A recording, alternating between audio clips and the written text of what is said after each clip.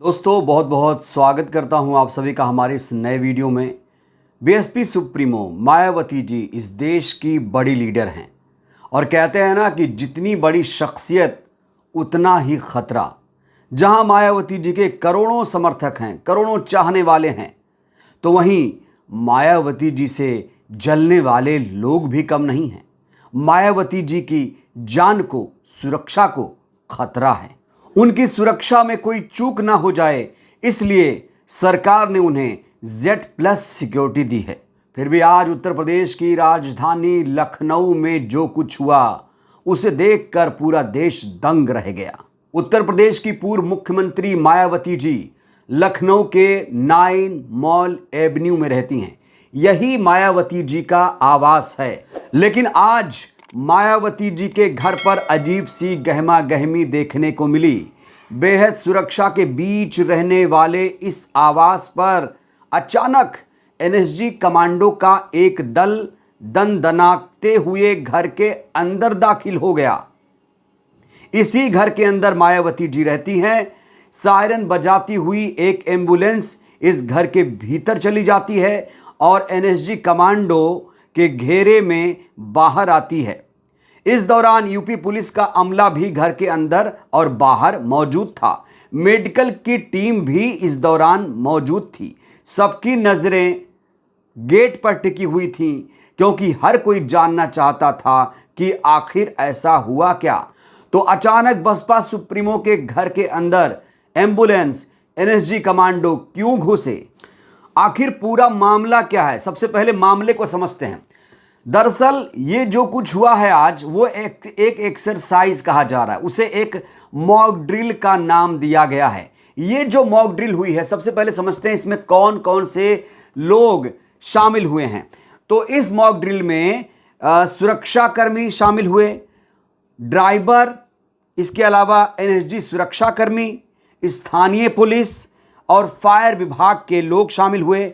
Medical team भी इस mock drill में शामिल हुई।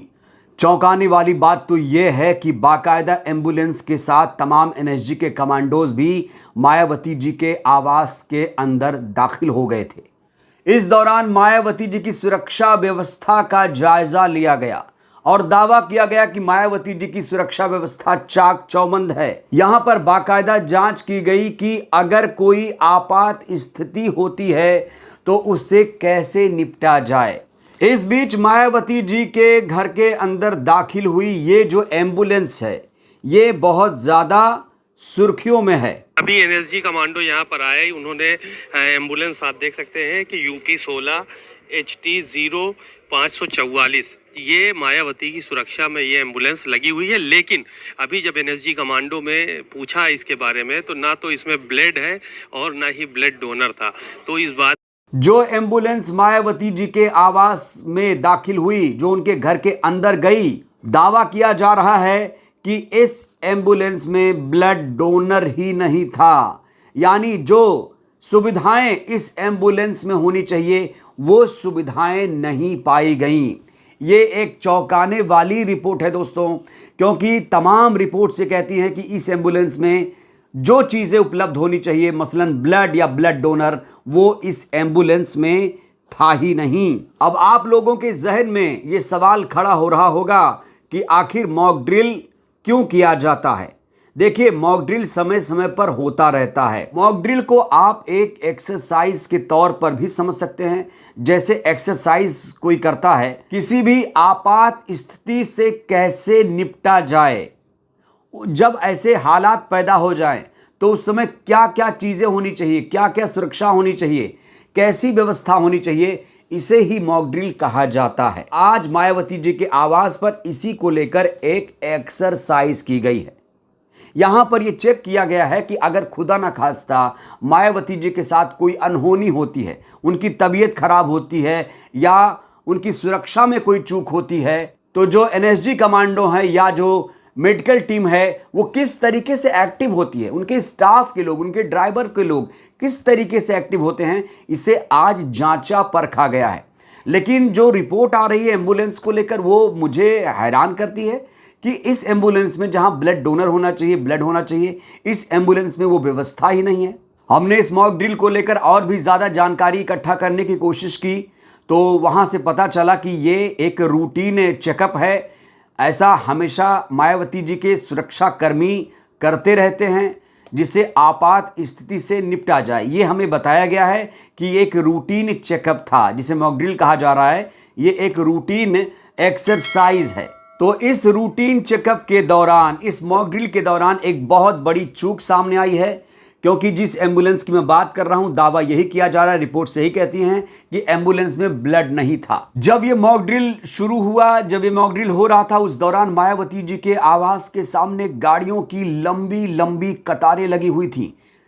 सामने एम्बुलेंस खड़ी थी, उसके पीछे गाड़ियों की एक पूरी कतार। ये तस्वीरें आप देख रहे हैं जहां पर बहुत सारे उनके जो पर्सनल सिक्योरिटीज थे, उनके अपने लोग थे, वो लोग भी इस मॉक ड्रिल का हिस्सा बने।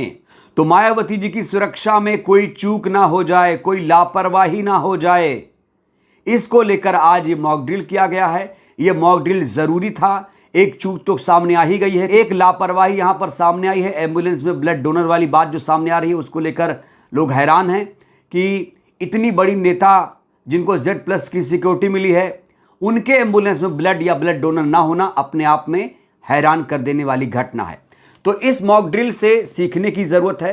जो तमाम सिक्योरिटी पर्सनल हैं, जो तमाम विभाग, जो पुलिस अधिकारी हैं, फायर ब्रिगेड के लोग हैं, जो NSG कमांडोज हैं, उनको और ज़्यादा यहाँ पर सतर्क और सावधान रहने की ज़रूरत है। और मायावती जी को लेकर कई बार धमकियां भी दी गई हैं, ये आप सभी को पता ही होगा। हालांकि ये धमकी जो है सोशल मीडिया तक ही सीमित है। कई बार ऐसी धमकी मायावती जी को मिली है, जान से मारने की भी धमकी मिल चुकी है। इसीलिए मायावती जी को Z+ की सिक्योरिटी भी मिली हुई है और इसी सिक्योरिटी की वजह से मायावती जी का आना जाना भी थोड़ा सा कम हुआ है। हालांकि जो उनके समर्थक हैं ये चाहते हैं कि मायावती जी घर से बाहर निकले और वो ज़्यादा से ज़्यादा रैलियां करें, बैठकें करें, अपने कार्यकर्ताओं के बीच में जाएं, जैसे वो पहले एक्टिव रहती थी, अपने लोगों के बीच जाती थी, अपने समाज के लोगों के साथ बैठती थी, गाती थी। ऐसे मायावती जी फिर से दोबारा शुरू करें, क्योंकि 2027 का चुनाव बहुत ज़्यादा इंपॉर्टेंट है। मायावती जी से हर कोई उम्मीद लगाए बैठा है। मायावती जी से जो SC ST OBC समाज है, वो खासतौर से एक उम्मीद लगाए बैठा है कि मायावती जी सत्ता में आएंगी तो उनका उद्धार होगा। और मायावती जी भी अपने स्तर पर कोशिश कर रही हैं, लगातार वो एक्टिव हैं, बैठकें ले रही हैं। उत्तराखंड में आपने देखा किस तरीके से अध्यक्ष को ही बदल दिया गया है और पार्टी को नया बनाने की कोशिश शुरू हो गई है। बहरहाल इस वीडियो में इतना ही। जो ये मॉक ड्रिल हुआ है मायावती जी की सुरक्षा को लेकर, इसे लेकर आप लोग क्या कहेंगे? ये वीडियो आपको कैसी लगी? आप लोग भी अपनी राय दीजिए। बहुत बहुत धन्यवाद।